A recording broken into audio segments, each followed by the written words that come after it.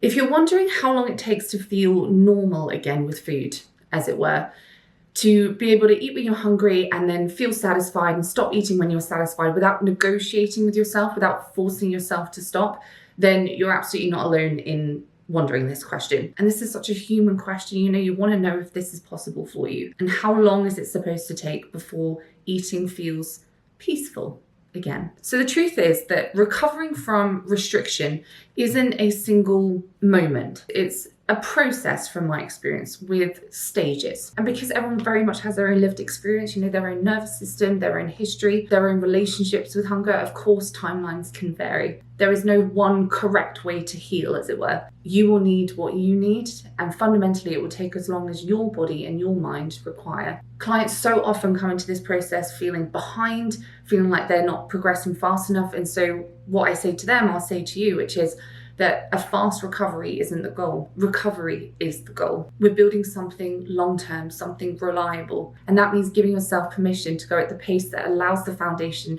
to be set solid for the rest of your life. So what I'm sharing with you today comes directly from the clients that I support. So I want to be very clear, this isn't something that you should be matching. It's not a benchmark or a standard, and it's certainly not a race. It's simply a compassionate look at the types of patterns that I see when someone has the right support and guidance and structure that is right for them and their needs. And before we dive into the phases that I want to talk about, if you haven't watched my video on mental restriction, I highly recommend watching that video after this one. Mental restriction is one of those common reasons that urges and cravings and preoccupation with food stay alive, and honestly completely unnecessarily. So I highly recommend that you watch that video. I'll leave it up here and I'll also put it down below if you haven't seen it yet. So okay, this is the timeline that I actually see with clients, and of course I hope it goes without saying I'm generalizing here. So the first phase is all about rebalancing the physical appetite and building trust back up.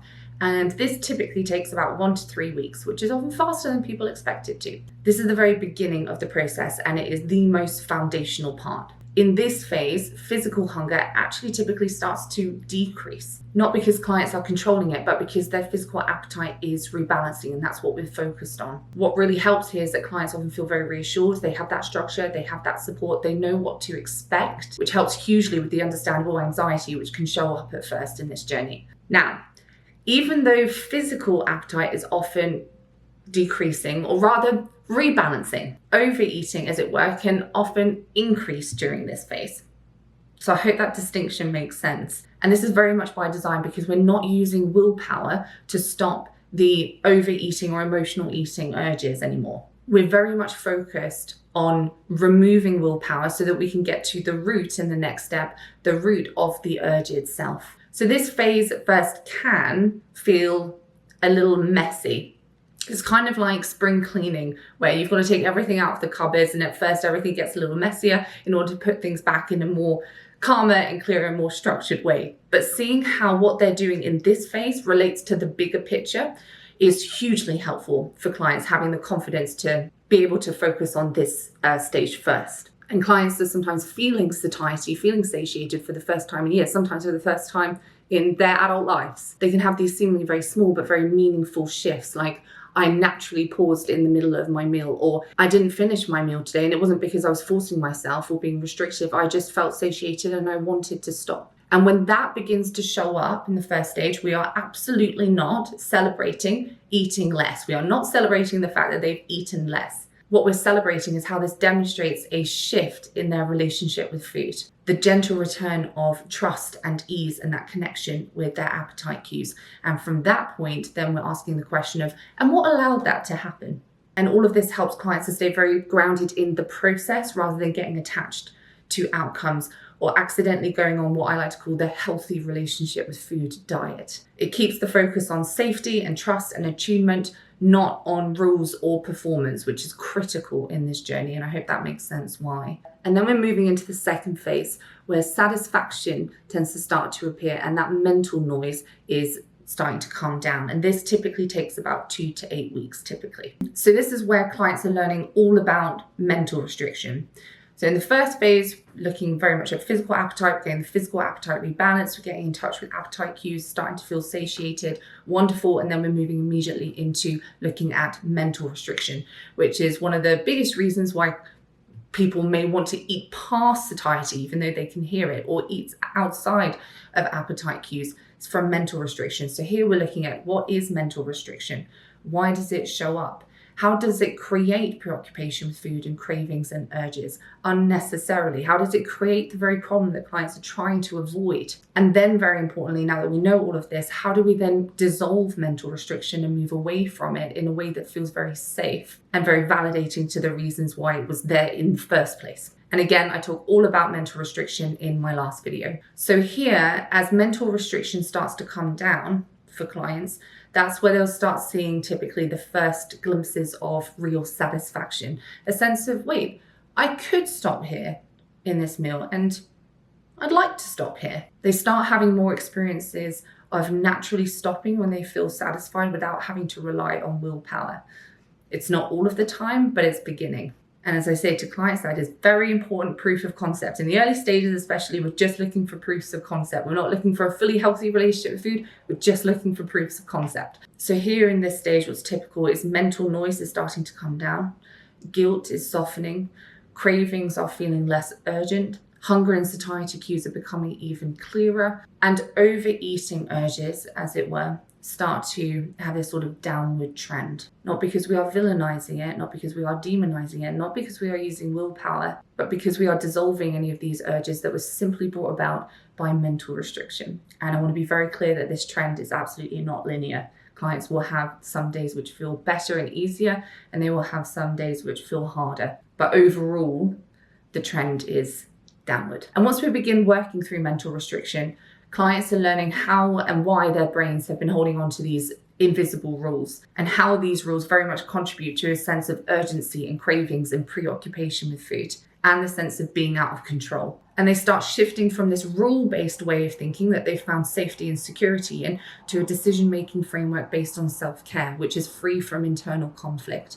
They're not all of the way there yet, but this process is well underway. And then we're moving into the third phase, which is about normalization and stability and emotional safety. And this is typically happening around the month 2 to 4 mark. So by this stage, typically clients have significantly reduced mental restriction, and they're checking in with themselves regularly in a way that feels non-judgmental, curious, and grounding. So typically their journey has shifted by now from sort of the energy state of trying to get a handle on food to approaching themselves with care and curiosity and respect. And because that internal relationship is softened, their approach to food naturally changes too. There's less inner conflict, there's less fears driving decisions, and there are more moments where they can genuinely choose from a place of self-care rather than self-control. And with that growing sense of internal safety, something really meaningful starts to happen here. They start wanting to stop a comfortable satisfaction, not because they're forcing it, but because it simply feels right now. Hunger feels more balanced,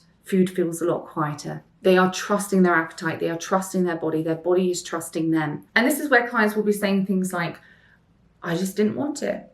Or my mum brought me chocolates, I had some, I enjoyed them, the rest have been sitting in my cupboard ever since. And one that I hear really quite often actually is, I finally understand how my partner has always eaten.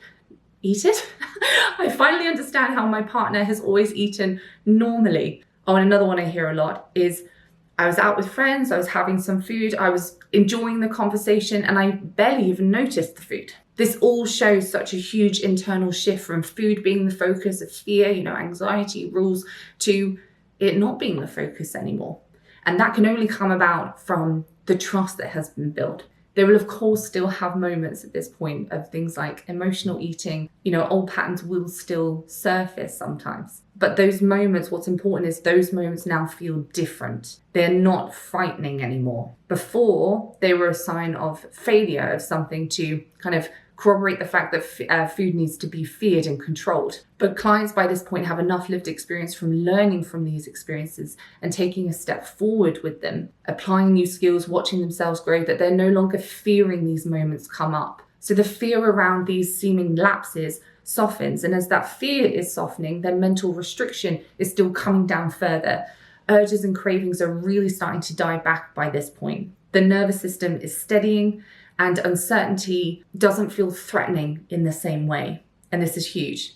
This is where food is starting to take more of a background place in life. And you can see how all of this is a sort of snowballing effect. And then we're moving into phase 4, which is about freedom and ease and healthy control. So by around 5 to 7 months, most clients have built all 40 of the mini skills that make up the larger overarching skill of a healthy relationship with food. We've moved through the body image work, we've moved through the emotional eating work, we've moved through typically all 11 core stages of this process. And at this point, they've developed an entirely new framework around making choices around food, one rooted in self-trust, self-care, intuition, rather than fear and rules that they've come from. What once seemed elusive to them, this whole self-care, intuition thing, now often makes perfect sense. They get it. And it's a really wonderful thing to watch where, people who thought on some level that they would always struggle with food, other people can just seem to eat normally and they don't seem to struggle. It's a wonderful thing to watch them transform into that very person that they often looked at and thought, how are you doing this? How can you just eat freely without over or under eating? How can you trust yourself around food? If I even see your cookie, then I go out of control. And it's a really beautiful thing to get to witness. And we often have a joke, clients and I, at this sort of point where I say to them, now you've become that person. And other people are going to ask you, how are you doing this with food? How come it's just easy for you? And you will have the wonderful task of trying to explain it to them. So I have worked with some people that reached this point as early as 3 months. And interestingly, actually, the person who did it the fastest is also the person who had been struggling with food for the longest, over 55 years. That's for any of you who think, the longer that I've been struggling for, the longer this is going to take. That's not been true in my experience at all. I've seen no correlation between that. So I have seen people reach this point as early as 3 months, but know that that is exceptionally fast. And that's all the way on one side of the scale, extreme. And then on the other side of the extreme, we're looking at about a year. Most clients fall somewhere between the 5 to 7 month mark. All of it is normal. So what tends to emerge here is a healthy relationship with food. Physical appetite is balanced and appropriate for their body's needs. They can hear their appetite cues and they can respond to hunger. They can respond to satiety most of the time without using willpower. There's little urge to emotionally eat and certainly no urge to binge. They can eat freely, as it were. They can go about their day, no tracking, no analysing, no counting. They can eat freely without over or under eating in the bigger picture, not necessarily talking about meal to meal there. They trust themselves fully around food to the point that not trusting themselves seems ridiculous. They have healthy control with food. So you no longer have this kind of white knuckle, rigid control where they always feel like they're balancing on a knife edge and they're not feeling out of control. They have healthy control. They get it now. They're able to peacefully make decisions with food from a place of self-care, not restriction. And they're tending more towards nourishing food because they want to eat it, not because they think they should eat it. So at this stage, it's about deepening that integration. The analogy that I often use for this to conceptualize it is, if you've learned how to drive, you will have gone through these phases. You'll be taking lessons and learning how to drive. You'll get to the point where you passed your driving test. And then after you've passed your driving test, you have that period of feeling quite uncertain. You're on your own now, out on the road. You're feeling uncertain. You're like, I'm not really sure entirely what I'm doing, but technically, legally, I'm allowed on the road.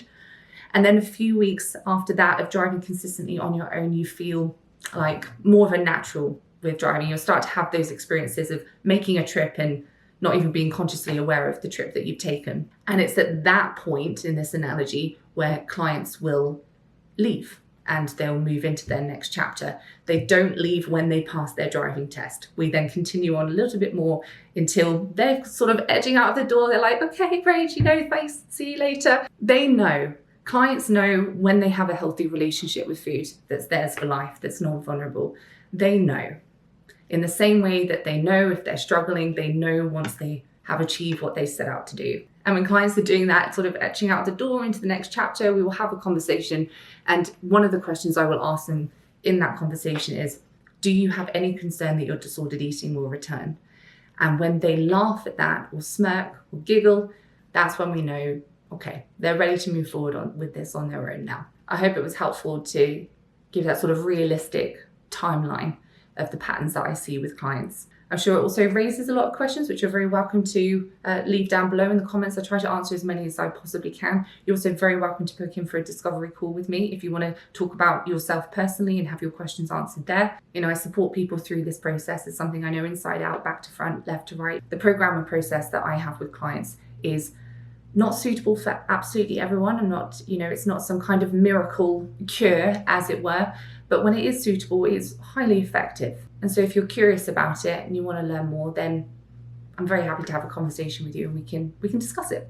It's a process that's very much designed to do things in a very structured step-by-step manner, rebalancing the appetite, then getting in touch with appetite cues, then understanding mental restriction and bringing that down, understanding emotional eating urges and dismantling those at the root, body image work, assertiveness, perfectionism, things like this, everything that is needed, in my experience, to develop a normal and healthy relationship with food. And as I say, we very much approach it like one big skill made up of lots and lots of mini skills. So that's what we're doing as we're moving through. We are building these mini skills a few at a time. They layer on top of each other until that overarching skill is achieved. So if you'd like to explore if that process is right for you, the details for that call are found in the description. I'd love to hear from you. But one thing I want to leave you with is that healing is not slow.